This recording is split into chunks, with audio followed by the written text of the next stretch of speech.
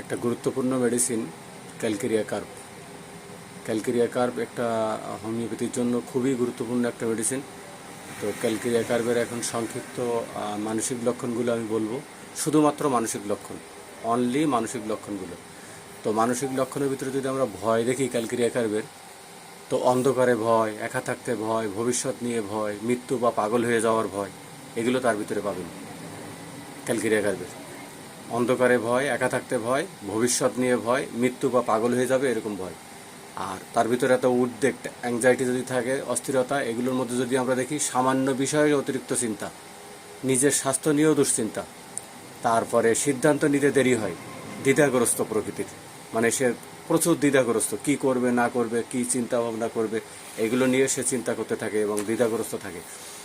আর অবসাদ আছে তার ভিতরে। অবসাদের ভিতরে যদি আমরা দেখি তাহলে হতাশা, মন খারাপ, কাজের প্রতি আগ্রহ কমে যাওয়া, এগুলো তার ভিতরে থাকে।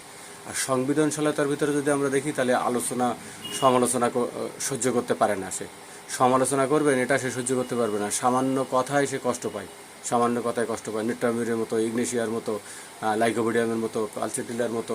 হ্যাঁ, তো পালসেটিলা তো মানে মানে অভিমানী, আর নেট্রামিউর হলো রাগ, নাক্স ভমেও রাগ। তারপর শিশুসুলভ মানসিকতা যেগুলো ক্যালকেরিয়া কার্বের মধ্যে পাওয়া যায়, সেগুলো হলো বড় হয়ে শিশুসুলভ আচরণ, বড়দের মতো হয়েও সে শিশুসুলভ আচরণ করে। সে কিন্তু বড়, অনেক বয়স্ক, কিন্তু সে আচরণটা শিশুসুলভ করে।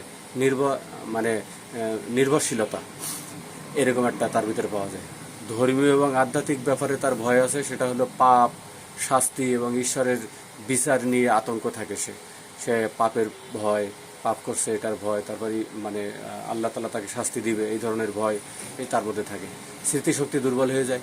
স্মৃতিশক্তি দুর্বলের মধ্যে পাওয়া যায় যে পড়া সে মনে রাখতে পারে না, ভুলে যায়। কোনো রকম পড়া বা কোনো কিছু সে মনে রাখতে পারে না এবং তাড়াতাড়ি ভুলে যায়, এগুলো তার ভিতরে পাওয়া যায়।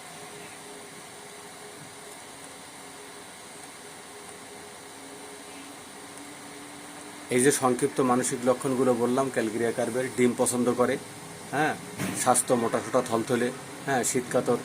তো এই যে ইগুলা, কুকুরের ভয়, তো এই পাশাপাশি এগুলো মিলে যদি আমরা ক্যালকেরিয়া কার্পে দিতে পারি তাহলে দারুণ আরোগ্য পাবো। তো আসলে মেডিসিন সিলেকশনের জন্য treat the patient not the disease, এই ফর্মুলায় আমরা যখন মেডিসিন সিলেকশন করব তখন সঠিক ওষুধ আমরা নির্বাচন করতে পারবো। এবং proper case taking, position, location, sensation, modalities, concomitance, হ্যাঁ, তারপরে সব কিছু নিয়ে যখন আমরা ওষুধ সিলেকশন করব তখন আমরা সঠিক সিদ্ধান্তে উপনীত হতে পারবো। ধন্যবাদ সবাইকে।